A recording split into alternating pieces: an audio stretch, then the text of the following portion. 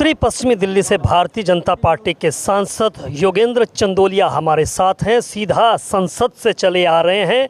यहां पर प्रधानमंत्री का आज जो है उन्हें एनडीए दल का जो है वो नेता भी चुना गया। 9 तारीख को शपथ ग्रहण समारोह होगा।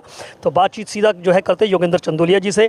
सर, सीधा चले आ रहे हैं इस समय संसद भवन से ही आप? सीधा मोदी जी से मिलकर आ रहे हैं। उनका पहले भाषण सुना, फिर उनसे नमस्ते हुई, उनका आशीर्वाद लिया, भोजन किया और आ गए। काफ़ी लंबा संबोधन रहा प्रधानमंत्री जी का भी और तमाम एनडीए के जो घटक दल हैं। क्या कहना चाहते हैं कि किस तरह की जो है आज का अनुभव जो था आपका? देखिए, एनडीए के जो घटक दल हैं उन्होंने बड़ी बेबाक तरीके से बात की है कि एनडीए तीसरी बार सरकार बना रहा है और सभी नेताओं ने मोदी जी का खुलकर समर्थन किया है। सरकार 5 साल नहीं, सरकार 2034 तक की गारंटी है और मोदी जी का सपना तो 2047 है। प्रधानमंत्री जी से क्या बात हुई? नमस्ते हुई, खाली नमस्ते हुई।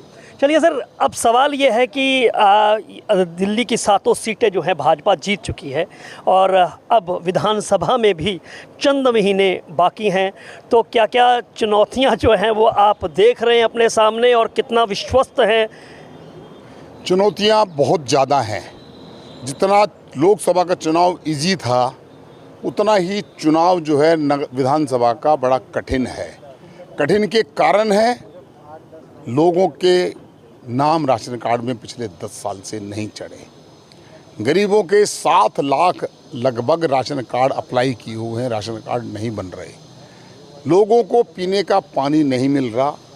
लोग टैंकर माफियाओं से परेशान हैं। बुजुर्गों को 8 साल से पेंशन नहीं मिली। ये सारे काम दिल्ली सरकार के हैं। दिल्ली सरकार की शपथ लेने के बाद ईंट से ईंट बजा देंगे। उनको मानना पड़ेगा कि प्रत्येक सांसद विधायकों को घर से बाहर नहीं निकलने देगा। राशन कार्ड बनाना पड़ेगा, पेंशन देनी पड़ेगी। एलजी साहब को हमने कहा है कि दिल्ली की वृद्धावस्था पेंशन का अधिकार खाली एमएलएस का नहीं है, एमपी भी चुनाव प्रतिनिधि है। शीला दीक्षित के कार्यकाल के अंदर एमपी को भी फार्म मिलते थे। केजरीवाल ने एमपी को फार्म देना बंद किया। हमें तो बंद कर दिया, लेकिन गरीब लोगों को भी उसने पेंशन नहीं दी। जहाँ तक मैं पूरे लोकसभा के क्षेत्र में गया हूँ, 95% समस्याएं जो हैं दिल्ली कॉरपोरेशन की और दिल्ली विधानसभा की है। लोगों को जगाने की बात है और लोग व्याकुल हैं। जब हमने लोगों को बताया कि तुम्हारा राशन कार्ड का जिम्मेदार अरविंद केजरीवाल है, तो लोग फट पड़े।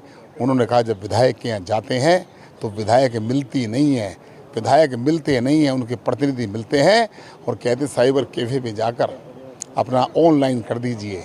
साइबर कैफ़े वाला 200 से 300 400 रुपये गरीब आदमियों से लेता है कि उसका काम है और वो ऑनलाइन अप्लाई नहीं होता। 50 रुपये रिक्शा के आने जाने के लगते हैं।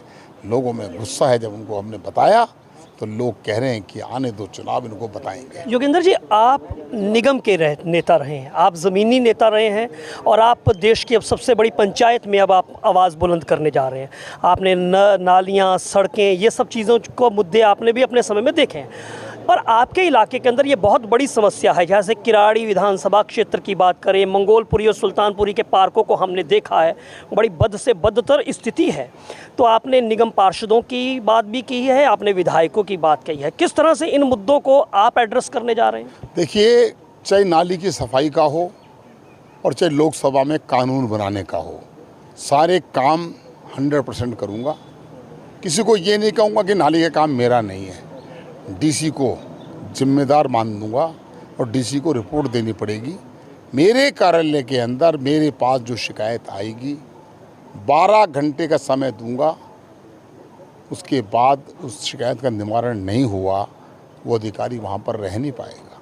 एक आखिरी सवाल पूछना चाहूँगा। विजय उत्सव भारतीय जनता पार्टी मना रही है। दिल्ली के 7 सांसद आप लोग जीत कर आ चुके हैं। अब काम जो है वो सरकार भी 9 तारीख को बनने जा रही है। तो क्या आपके मन में रूपरेखा है और कब से ये काम जो है वो जनता के लिए आप जो है शुरू करने जा रहे हैं? देखिए, 10 तारीख से मैं अपना काम शुरू करने वाला हूँ। इसमें डबल काम मेरा है।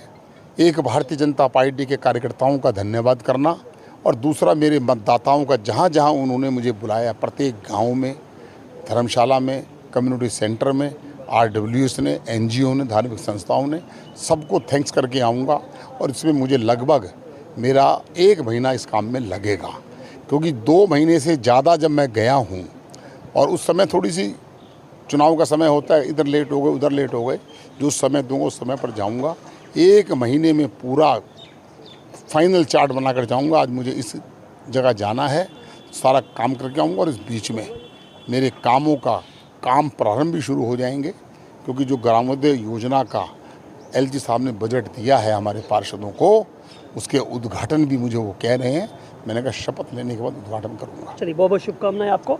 तो योगेंद्र चंदोलिया हमारे साथ हैं, जो सीधा जो है वो संसद भवन से जो है वो चले आ रहे हैं और उन्होंने अपनी आगे की रूपरेखा के बारे में बताया है कि किस तरह से जो है वो अपने संसदीय क्षेत्र की समस्याओं को जो है वो समाधान करेंगे, लोगों की अपेक्षाओं और आकांक्षाओं पर खरे उतरेंगे। Sandeep Sharma, NKM news, Delhi.